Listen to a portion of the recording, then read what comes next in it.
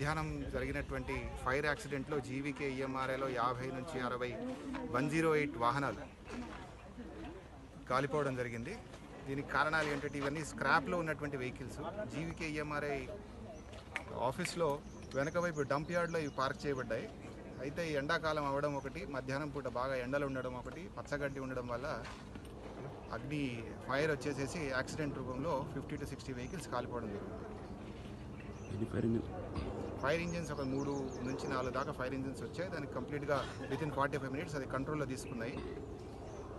తర్వాత ఇప్పుడైతే ప్రస్తుతం సిచ్యువేషన్ 60 వెహికల్స్ ఒక 3 రోజుల్లో టెండర్ పిలిచారట కదా సార్, ఇది స్క్రాప్ అది టెండర్ పిలిచినటువంటి విషయం ప్రభుత్వ పరిధిలో ఉంది. తప్పకుండా ఎస్ ఇస్ దేర్, అది యాజమాన్యం తెలుస్తుంది.